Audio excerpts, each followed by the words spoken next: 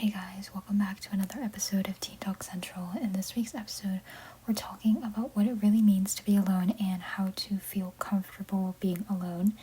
If this is something that you guys are interested in or actually want to learn more about, then continue listening to this week's episode.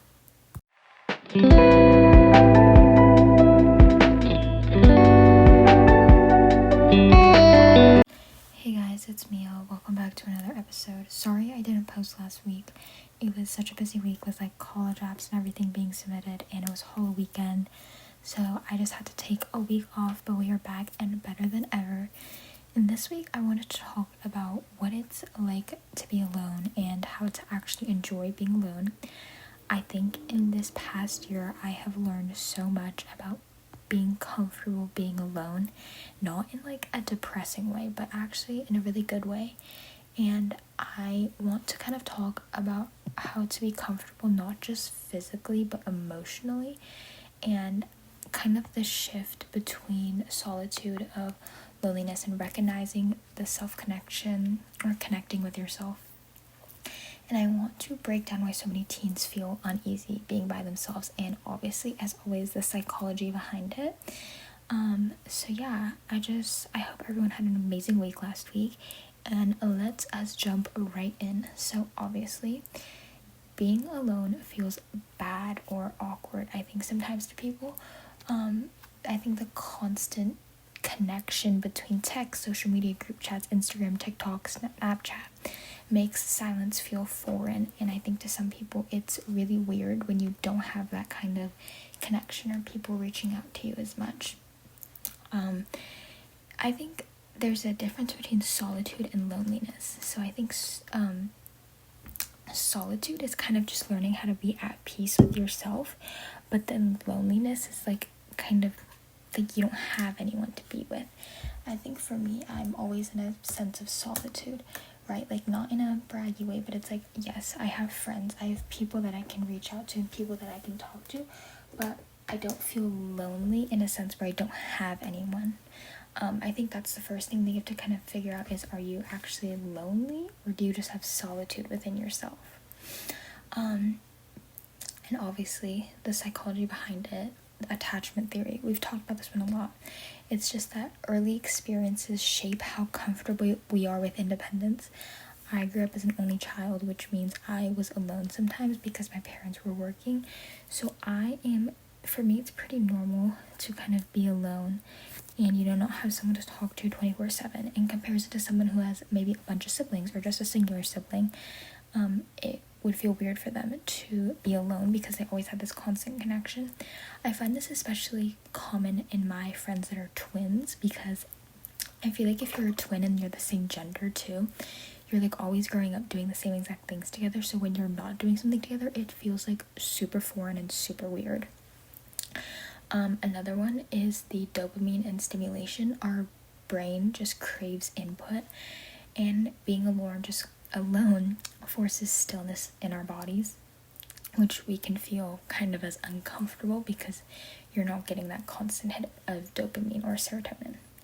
And the last one is the concept of development. I think solitude gives space for reflection, creativity, and identity building, which some teens may not be used to, because I feel like it's just not skills that are super prominent in our daily lives anymore. I feel like reflection, I feel like a lot of people say to do it, but they don't actually end up doing it. I think it's a lot more said than done, and solitude and reflection is so important just to help ourselves grow and understand how we are kind of learning and evolving, because we're constantly evolving as teenagers. So it's important to take time for yourselves to see how far you've grown, because even if you don't feel like you've grown, you definitely have grown. So the power of solitude, I know I keep mentioning this word, but I think being alone can recharge your social battery no matter how much of an extrovert you are. Every extrovert has a little introvert, and a little introvert has an extrovert in them. And recharging your social battery and strengthening your emotional resilience, I think, is really important. I feel like a lot of people can be really socially outgoing, but they might not have emotional intelligence, right? So maybe they don't know how to be comfortable with themselves. And I think that's really important, because in life you're never gonna 100% be with everyone, and you're not always gonna be with someone. You're sometimes gonna be alone, and you have to be okay with that. And if you can't comprehend that, life is gonna be really hard for you. And I think for me, my personal experience, I have a bunch of friends, right? Not in a bragging way at all, but just like I talk to a lot of people at school. But when it comes to people who I think they value my friendship the same way I do, it's probably only 2 to 3 people, and it definitely sucks. It definitely hurts a lot when I see them hanging out, or I, hear them talking about plans or things that they've done together, and I'm just kind of sitting there and I'm like, oh, like, I wonder why I wasn't invited. And obviously I'm not going to force or beg for an invite, because if they didn't want me there, I'm not going to, show up unannounced. But it's something I've had a really hard time with, especially in my junior year. And I want to kind of explain that it's okay. And obviously social media is just such a highlight reel. Like, even if I post with those people, it's like, it's a blip of time.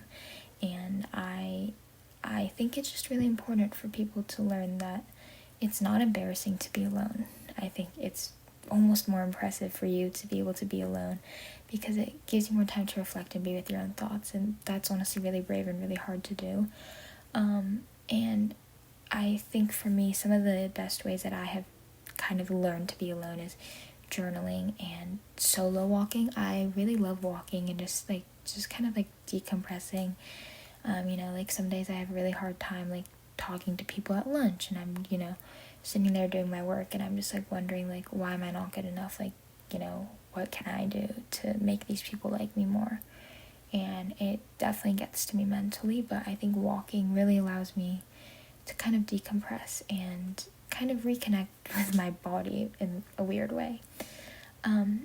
Also just mindful breaks. Sometimes I just disconnect from the conversation, because, if I'm not included, I'm not gonna force myself into the conversation, so I'd rather disconnect and kind of focus on something else, or, just kind of be with myself, even if it's in a loud environment. And that's definitely a skill, and it definitely takes time. And, I think sometimes you can't force yourself to be liked by everyone, and I know that. Obviously hosting this podcast, I want to kind of promote that it's completely normal. Like, whatever you're going through is normal, and so many other people are also going through it, and you're not alone. I think that's one of the biggest things. And I think one of the things I did was reframing by like my kind of mental thought. Instead of saying I'm alone, I said I'm spending time with myself. I'm rebuilding myself and making myself a better version. And that's really helped me. These little quotes, and I have a quote thing on my phone that changes, and it gives me reminders, just to continue to be the best versions of myself.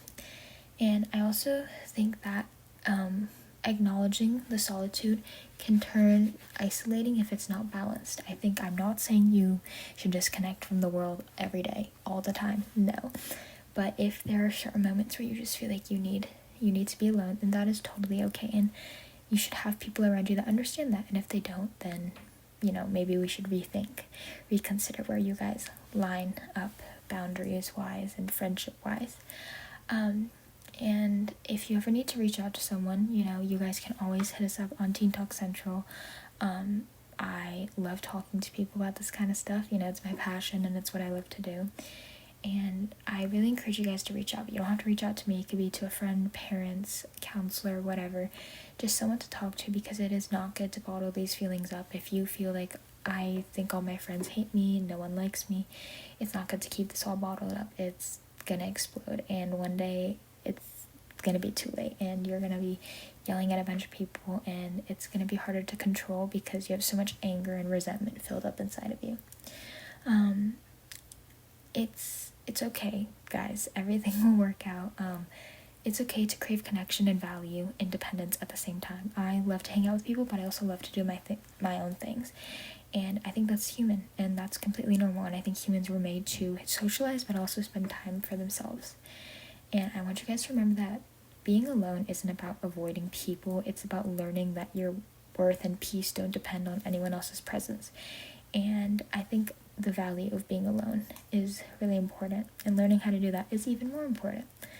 I know this is kind of a yappy episode, but I hope you guys enjoyed, and I love you guys so much. Remember that you are always loved, and if you ever need to talk to anyone, you guys can reach us on Teen Talk Central. And yeah, you should share this episode to a friend or to a parent or something if you want to. And yeah, I will see you guys in next week's episode. Bye.